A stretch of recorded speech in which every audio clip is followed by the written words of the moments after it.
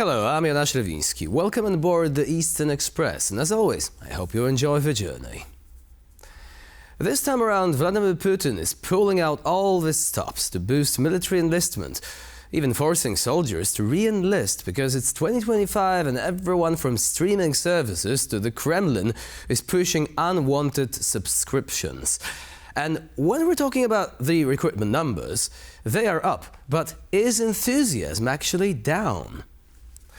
With the Kremlin handing out elite government gigs through the Time of Heroes program that we will explain to you later in the episode, it seems Putin might be less interested in heroism and more terrified of another Afghan syndrome. Could history be repeating itself? Well, let's take a look at our latest report to find out. At this point, it is obvious that the Russian government is walking a thin line when it comes to its economy and the war effort. The country's economic well-being is now heavily dependent on its military industry and on a more individual basis, its soldiers. The number of Russians willing to join the army has doubled between March and April. This is because in a stagnating economy, it is difficult to make good money. In Russia's case, however, the ongoing war and a job as a soldier is one quite lucrative avenue. Essentially, the Kremlin is transforming its army into a kind of corporation. We need to pursue these trends and continue to work on recruiting for the Russian army under contract. This phenomenon doesn't concern just a war in Ukraine. Soldiers aren't stationed on the front line of eastern Ukraine forever. Moscow wants them to re-sign with the army anyway and offer them various different opportunities. A very popular outlook for soldiers is the switch to mercenary work. The arm of the Russian military stretches quite far, especially in Africa's direction.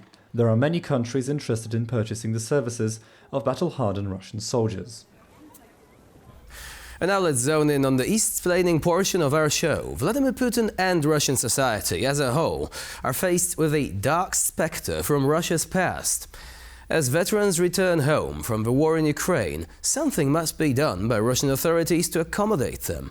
Failure to do so, as history has shown, leads to social unrest. After the disastrous war in Afghanistan, the Soviet Union struggled with what has become commonly referred to as Afghan syndrome. Due to the lack of support from the Soviet government, the veterans of that war became socially isolated and grappled with various mental health issues. In turn, this led to, for example, a rise in domestic violence. Today, Russia is facing a similar challenge as some soldiers return from the front lines in Ukraine. The more decorated troops could become political rivals in the future. Putin is aware of this problem and has taken steps to ensure that the mistakes of his predecessors are not repeated. The solution is the Time of Heroes program, which is meant to transform select war veterans into elites loyal to the current heads of the Kremlin. In addition to integrating the most promising returnees into Russia's political structures, it also serves as a way of encouraging people to enlist. The scheme is meant to present the military as a viable path to entering a proper political career in Russia. And now, as always, it's time to examine the issue in greater detail. Last year, Vladimir Putin launched that new program called Time of Heroes that we've just mentioned a while ago. It is aimed at creating a so-called new elite. The thing is, out of 44,000 eager applicants hoping to become the next big oligarchs in training, only 83 were chosen. That's 0.02%. And that is due to a rather high bar for them to pass. You see, any veteran or current serviceman in Russia's war against Ukraine is eligible to apply for this scheme, as long as they are a Russian citizen, have completed higher education, have some management experience, and no criminal record. All of a sudden, the pool shrinks rather dramatically, pretty quickly. The lucky 83 are now enrolled in a bespoke master's program at the elite Cynical training center outside Moscow. It is basically Hogwarts, if Hogwarts specialized in cronyism and questionable military ethics. After this, they are given internships at state institutions and guaranteed jobs in government. But here is where things get truly Kremlin-esque. Investigative reports have identified several heroes accused of war crimes by Ukrainian authorities. Among these heroes is Yevgeny Pevyshov, the governor of the Tambov region, who reportedly spent just 8 months in a conveniently named Cascade Combat Army Reserve Unit, aka the unit for sons of powerful officials who don't exactly see much combat action. While the Kremlin insists this program gives ordinary citizens a pathway to prominence through service, guess who's conspicuously absent? Ordinary citizens. According to analysts, the scheme is basically symbolic window dressing. Real frontline soldiers without connections have about as much chance of landing a top government job as Putin does winning a Nobel Peace Prize. Actually, scratch that. Putin might actually have better odds. Most of these supposed heroes were already insiders, officials, legislators, and security agents before joining. Nearly 20% had prior government experience, and over 3/4 have extensive military backgrounds, including combat roles in Syria and Chechnya. Real war heroes? Maybe for some, depends on who you ask. Average Russian citizens given a chance at advancement. The Time of Heroes program is essentially an expensive participation trophy, rewarding veterans with symbolic status but little actual power. It's like Putin said, let's take brave soldiers and offer them pretend power, while we keep the real influence safely with the usual suspects. So, what's the point of all this? Well, for the main part, it is optics. Russia needs young people and their anxious parents to believe that risking their lives in Ukraine might at least yield a government gig one day. In short, Putin's Time of Heroes is a perfect metaphor for modern Russia, flashy on the surface, deeply cynical underneath, and ultimately empty of meaningful opportunities for anyone who isn't already part of the club. And now, here to shed more light on the issue is Paul Goebel, Distinguished Senior Fellow at Jamestown Foundation. Hello and welcome to Eastern Express. Thank you for having me.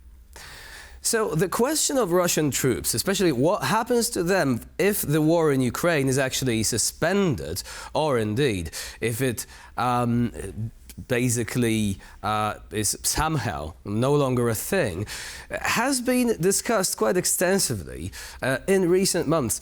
What do you think is the most likely outcome if we see some sort of ceasefire deal? Are these troops going to become something of a liability for the regime at the Kremlin?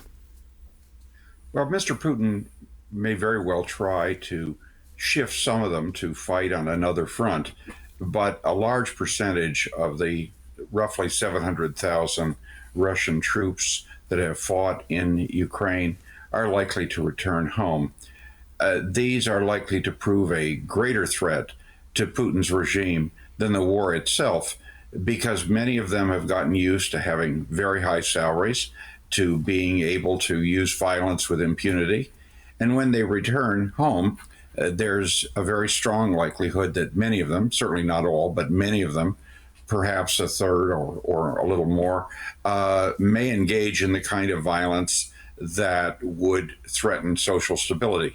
More seriously, some of them are already joining up with extreme nationalist groups like the Russian Community and the Northern Man, and attacking migrants and minorities that they don't like, or anyone they perceive as an opponent of what they have been done in Ukraine and what Mr. Putin wants to do more generally.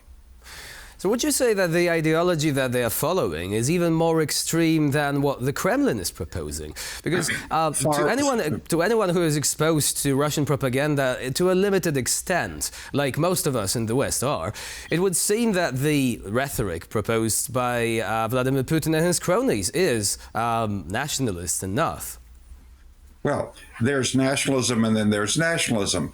Mr. Putin espouses a kind of nationalism which is not nearly as extreme as many of the people who have fought in Ukraine and who would like to go further and be engaged in even more violence, and that they are led by a variety of nationalists, not only in the military, but in the Duma and some of the people around Putin and the presidential administration.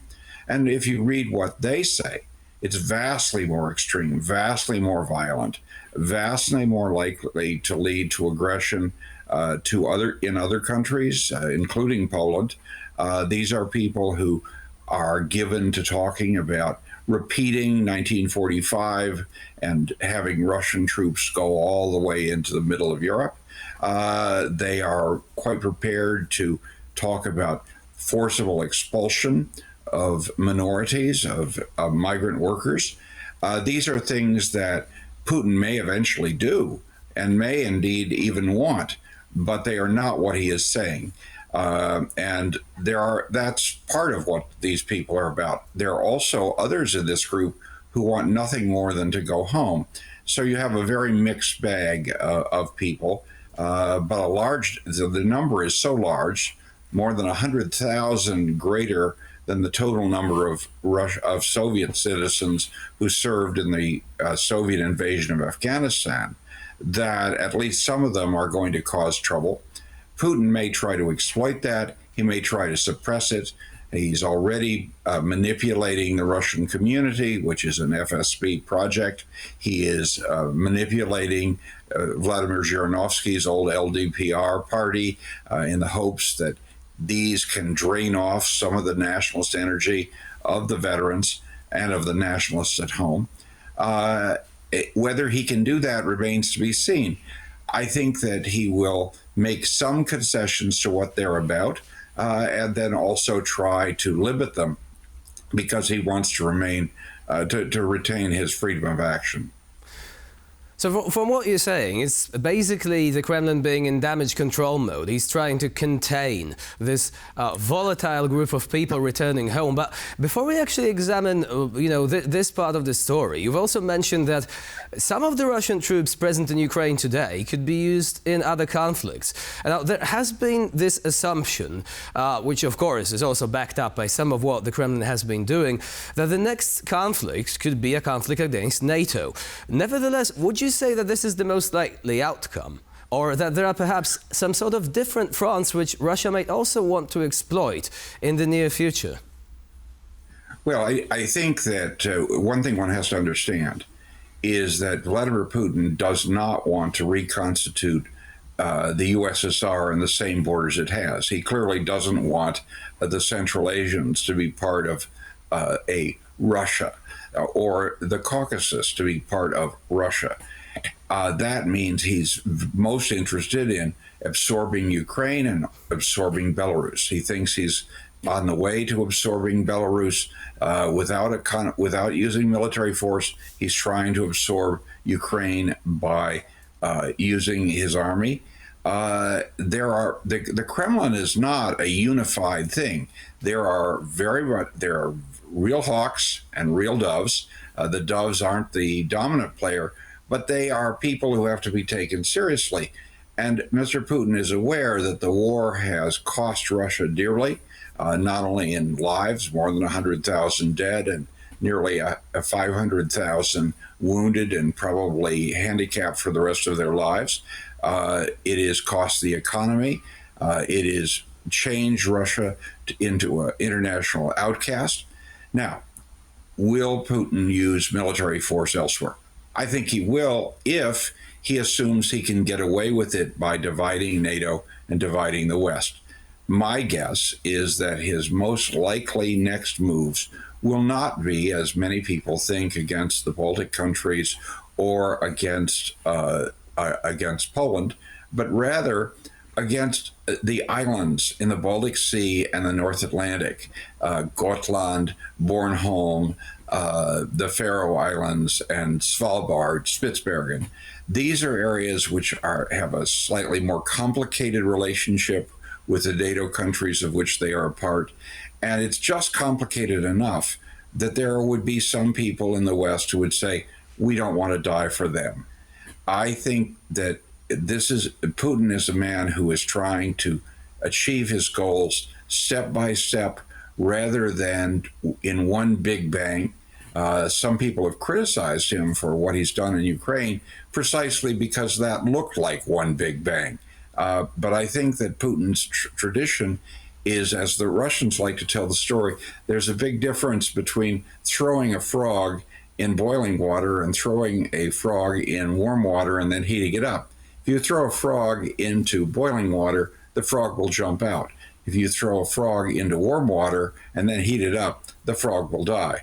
I think this captures very well Putin's underlying strategy. So I don't expect a move against Poland or the Baltic countries in the immediate future.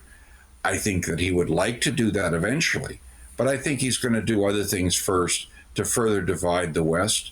The islands I've mentioned, I would guess, are among his most likely targets. He's certainly been very active, along with the Chinese, in Svalbard, Spitsbergen, and the Russian government has talked a whole lot about the other islands and is very concerned about maintaining or reestablishing control in the Baltic Sea. So I would be looking there first with the idea that depending on what happens in Ukraine, depending on what happens on those islands, then we'll see Mr. Putin move against NATO more directly. If he thinks he's divided NATO enough, if he thinks that the way in which NATO has some dissent about supporting a tough line against Russia in Ukraine, and then doesn't do anything in those cases, then yes, I think Mr. Putin will move further and be quite prepared to send his troops into Poland and the Baltic countries. But I don't see that happening in the immediate future. There are a number of steps that he's going to be taking before he gets there. So in other words, Putin is looking for signs of weakness, but in the meantime, of course, he has to maintain this sort of fighting force that would at least, lend credibility to his threats, including against NATO territories. Which brings me to my next question. To what extent do you think the regime at the Kremlin is capable of continuing this drive for further, further numbers of people to join the military? What are the numbers telling us at this stage, and how long can this be sustained? Well, military support is not just about the personnel you have; it's also about the weapons. The Russian army has never been distinguished by discipline and high unit cohesion. It's always had problems with corruption, with intra-army clashes. It's very difficult to mobilize people, especially if you're not willing to define the future a whole lot more clearly than Putin has been. Now, the Russian government has reoriented the Russian economy to military production. Sanctions have limited that. They haven't stopped it. They've limited it. And we've seen now over the last 2 or 3 years, Russia now is a big producer of drones, for example. So can Russia maintain a military of 1.5 to 2 million people for a very long time? Yes, I think it probably can. Will that have costs to the economy? Yes. Will that hurt the rest of Russia? Yes. Will the rest of Russia do anything about it, or can it do anything about it? That's less clear. And so I'm not optimistic that the Russian military can't be maintained at this size for some time. I'm not optimistic that the Russian industrial defense sector can't continue to grow.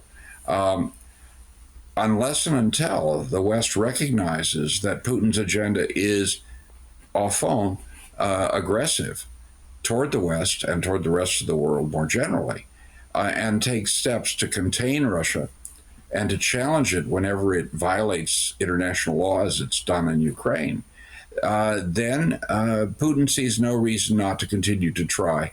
He's confident he can suppress the Russian people, and without the support of the West, and without holding him accountable in a serious way in Ukraine and elsewhere, I suspect he will get away with that for some time to come.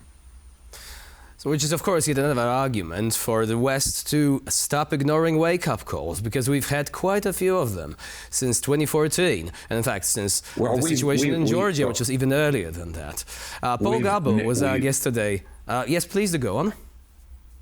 No, I was going to say, we made a mistake when we did not take a hard line in Georgia in 2008.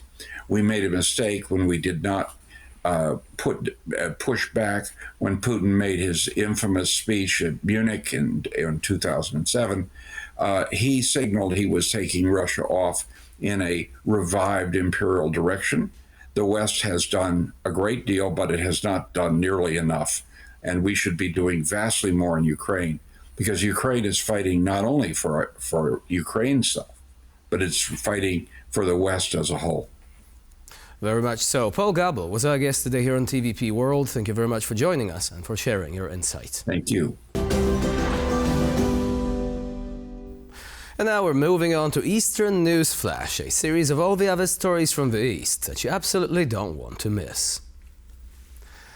Ukraine's President Volodymyr Zelensky has shared mobilization numbers for both his country and Russia's assumed figures. On a per-month basis, Moscow mobilizes more soldiers than Ukraine. According to Zelensky, Russia mobilizes between 40 to 45,000 men every month. In comparison, Ukraine mobilizes between 25 to 27,000, close to only half of Moscow, though Russia's population is several times larger than Ukraine's. The numbers shared by the Ukrainian president show that despite attempts at some sort of peace negotiations, Russia has only been ramping up its war effort. To show that Kiev is taking Moscow's escalation seriously, Zelensky has also said that he is ready for a trilateral meeting with US President Donald Trump and Vladimir Putin. The Russian president has also gone on record to say that he is ready to meet with Zelensky, yet when the Ukrainian head of state invited him to meet in Istanbul, Putin refused to attend. A recent poll shows that Moscow's main justification for its illegal invasion of Ukraine is crumbling at its very foundations. The majority of Russian-speaking Ukrainians oppose Russia and prefer European integration. A new Ukrainian poll shows that 82% of Russian-speaking Ukrainians perceive Russia in a negative light. The survey was carried out after Russian Foreign Minister Sergei Lavrov repeated the common Kremlin narrative that the invasion was launched to allegedly protect Russian-speaking people in Ukraine. Additionally, Russian-speaking individuals continue to favorably view European countries like France, the UK and Poland at 79, 75 and 71.5% respectively. The vast majority of them also trust the Ukrainian armed forces, and less than a fifth said that they would agree to cede Ukraine territory to Russia as part of a peace deal. A 35% majority believes that Ukraine will win the war against Russia, but only 40% think a peace agreement is in the cards in the near future. And for this episode of Eastern Express, it's the end of the line. Please stay with us here on TVP World for more latest news and updates.